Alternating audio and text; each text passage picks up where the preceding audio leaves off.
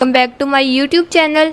आज की वीडियो के अंदर हम बात करेंगे एक ऐसी अपॉर्चुनिटी के बारे में जो कि लाहौर इलेक्ट्रिक सप्लाई कंपनी की तरफ से अनाउंस की गई है।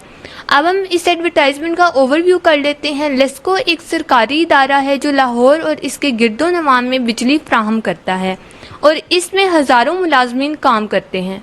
अब हम जॉब की नेचर को देख लेते हैं। ये तमाम नौकरियां कॉन्ट्रैक्ट बेसिस पर हैं, यानी परमानेंट नहीं होंगी और बाद में परमानेंट होने की कोई गारंटी नहीं है। आगे अब हम बात करते हैं पोस्ट की। इसकी तकरीबन 12 पोस्ट आई हुई हैं और मैं एक एक करके तमाम पोस्ट को तफसील में समझाऊंगी। नंबर 1 पोस्ट है assistant manager and a junior engineer की, जिसके लिए आपकी क्वालिफिकेशन जो है वो BS होनी चाहिए या BE degree in electrical electronic engineering with first division, जो कि HEC से रिकॉग्नाइज्ड हो। एज लिमिट की बात करें तो आपकी एज अप टू 33 इयर्स तक होनी चाहिए और इसकी नंबर ऑफ पोस्ट जो हैं वो 5 हैं।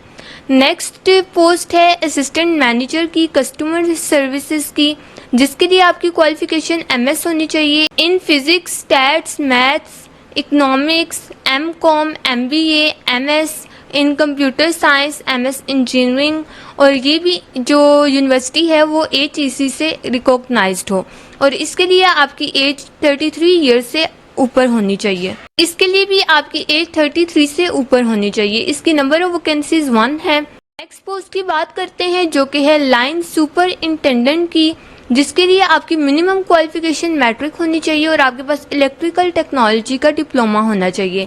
इसके लिए आपकी जो एज है वो अप टू 30 इयर्स तक होनी चाहिए और इसके लिए जो नंबर ऑफ पोस्ट है वो 7 है। नेक्स्ट अब हम बात करते हैं हेड क्लर्क एंड असिस्टेंट की, जिसके लिए आपने ग्रेजुएशन की हो in humanities, science, commerce, computers with C grade और आपके 50% मार्क्स होना ज़रूरी हैं और आपने IT ट्रेनिंग कोर्स भी किया हो और इसके लिए जो आपकी एज है वो अप टू 30 इयर्स तक होनी चाहिए और इसके नंबर ऑफ पोस्ट जो है वो 1 है। नेक्स्ट अब हम बात करते हैं कमर्शियल असिस्टेंट की, जिसके लिए आपकी जो मिनिमम क्वालिफिकेशन है वो BA होनी चाहिए, BS, BCS, BCom होनी चाहिए विद फर्स्ट डिवीजन और ये HEC रिकॉग्नाइज्ड यूनिवर्सिटी से हो और आपके पास बेसिक IT ट्रेनिंग कोर्स भी होना चाहिए। इसके लिए आपकी एज अप टू 30 इयर्स तक होनी चाहिए और इसके लिए जो नंबर ऑफ पोस्ट आई हुई हैं वो है 15।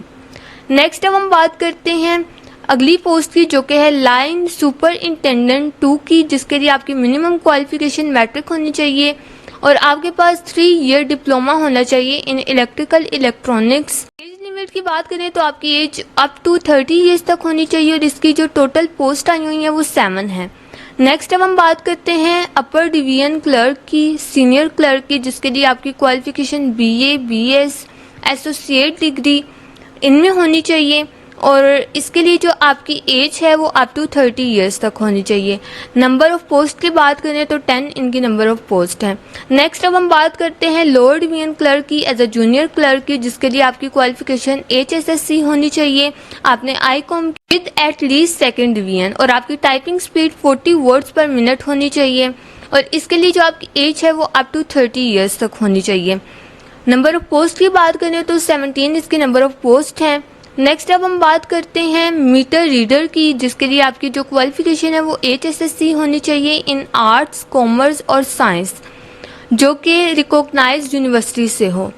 आगे अब हम बात करते हैं एज लिमिट की, जिसके लिए आपकी एज अप टू 30 इयर्स तक होनी चाहिए और इसकी नंबर ऑफ जो वैकेंसीज है, नंबर ऑफ पोस्ट हैं वो 36 आई हुई हैं।